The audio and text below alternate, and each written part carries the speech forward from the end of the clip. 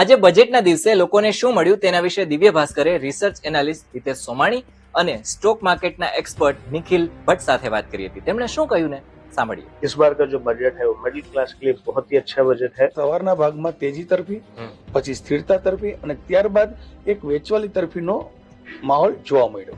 Long term की बात की जाए तो डेफिनेटली ये बजट मार्केट के लिए बहुत अच्छा है। બજેટની અંદર ગરીબો માટે, યુવાનોની રોજગારીની તકો વધારવા માટે, સાથે કૃષિ ક્ષેત્રે નારી સશક્તિકરણ માટે તેમજ ખાસ કરીને શેર બજારના સંદર્ભમાં જોઈએ તો નાના અને મિડલ ક્લાસ જે રોકાણકારો છે એના માટે આ બજેટ એક અતિ મહત્વનું અને એમ કહેવામાં આવે કે શેર બજારે અને નાના રોકાણકારોએ આ બજેટને વધાવી લીધું છે। टीवी सस्ती हो जाएंगे, मोबाइल सस्ते हो जाएंगे, मोबाइल की एसेसरी सस्ती हो जाएंगे और बाकी ऐसी काफी सारी चीजें हैं उन पे टैक्स को कम किया गया है। ઇન્ફ્રાસ્ટ્રક્ચર, ઇન્સ્યોરન્સ, બેન્કિંગ, સ્ટીલ અને સિમેન્ટ આ 5 સેક્ટરની અંદર રોકાણકારોએ પોતાનું રોકાણ તબક્કાવાર કરતા જવું જોઈએ। इन्वेस्टर्स के लिए तो मैं सबको ये कहना चाहूंगा कि आप कोई भी सेक्टर पे इन्वेस्ट कीजिए, but specially health care sector पे डेफिनेटली अपनी वॉच रखिए।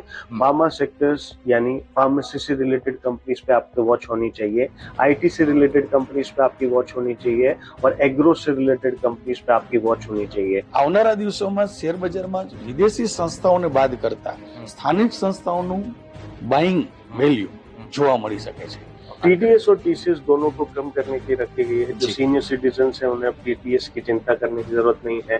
कुछ चीजों में टीडीएस की स्लैब रेट्स को बढ़ाया गया है ताकि एक लेवल के बाद तक आपको पैसा नहीं देना है। और एक सबसे बड़ा फायदा किया गया है जो कि बच्चे जिनके फॉरेन में पढ़ते हैं, पहले एक लेवल के बाद उन्हें टीडीएस पे करना पड़ता था, अब उस स्लैब को भी बढ़ा दिया गया ताकि उन्हें टीडीएस उस अमाउंट के बाद देना पड़ेगा। તો જાન્યુઆરી મહિનાની અંદર સૌથી 15 મહિનાથી સૌથી ઓછું રોકાણ વિદેશી સંસ્થાઓ દ્વારા કરવામાં આવ્યું, અંદાજિત 2 કરોડ 15 લાખ, જે ખરેખર નોંધનીય એ રીતના છે કે 12 મહિનાના સરેરાશ 43.6 અબજ ડોલર કરતા પણ 42% ઓછું છે।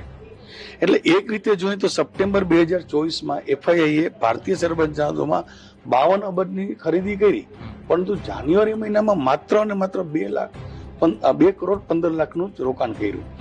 ખરેખર જોવા જોઈએ તો જાન્યુઆરી મહિનામાં એફઆઈઆઈ નું જે સેલિંગ છે 32 કરોડ 60 અબજ ડોલર।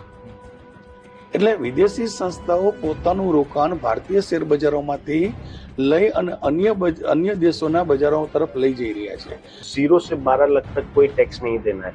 अगर 140 करोड़ की हमारी जनता है, उसमें मान लीजिए कि 60 करोड़ लोग अगर जॉब करते हैं तो 60 में से 58 करोड़ लोग 12 लाख से कम की सैलरी वाले होंगे, तो उन्हें तो वो टैक्स से डेफिनेटली बहुत बड़ा फायदा होगा।